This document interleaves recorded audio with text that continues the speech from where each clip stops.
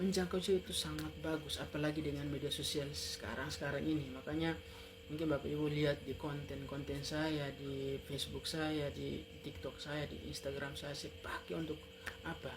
Saya pakai untuk memberitakan firman Tuhan. Kau harus percaya kepada Yesus Kristus. Dengar, kau harus percaya kepada Yesus Kristus.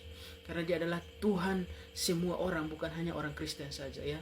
Baca dalam Kisah 10 ayat 36. Di sana firman Tuhan bilang, dia adalah Tuhan bagi semua orang, bukan bagi orang Kristen saja.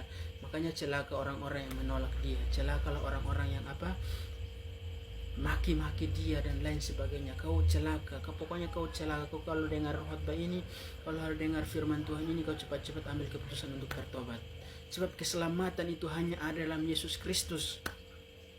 Firman Tuhan dalam Kisah 4 ayat 12, keselamatan hanya ada dalam Kristus, hanya ada dalam Dia, di bawah kolong langit ini.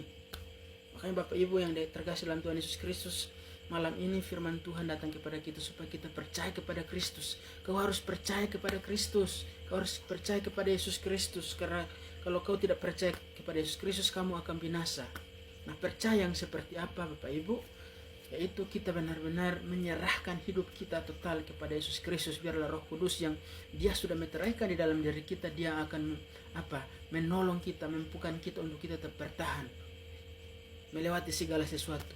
Makanya dalam Filipi 1 ayat 13, ketika kamu percaya, Efesus 1 ayat 13, ketika kamu percaya, kamu dimeteraikan oleh Roh Kudus. Nah, Roh Kudus itu yang akan memampukan kamu untuk kamu terus ada dalam hadirat Tuhan, ada dalam lingkungan Tuhan. Kalau kamu di luar dari lingkungan Tuhan, maka banyak masalah yang akan datang, banyak ujian yang akan datang.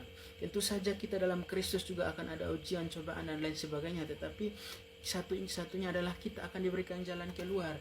Yesus berkata bahwa aku sekali-kali tidak akan meninggalkan kamu.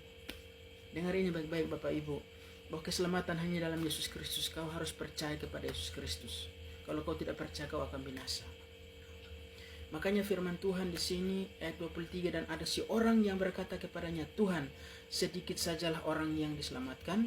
Jawab Yesus kepada orang itu, berjuanglah untuk masuk melalui pintu yang sesak itu, sebab aku berkata kepadamu, banyak orang akan berusaha untuk masuk tetapi tidak akan dapat. Jadi pintu yang lebar, pintu yang sesak itu yang lebar itu bahkan banyak orang yang ikut. Yang sempit nanti sedikit orang yang akan ikut masuk lewat pintu itu. Dan orang yang bertahan, yang sudah percaya kepada Kristus, yang akan masuk ke dalam pintu itu.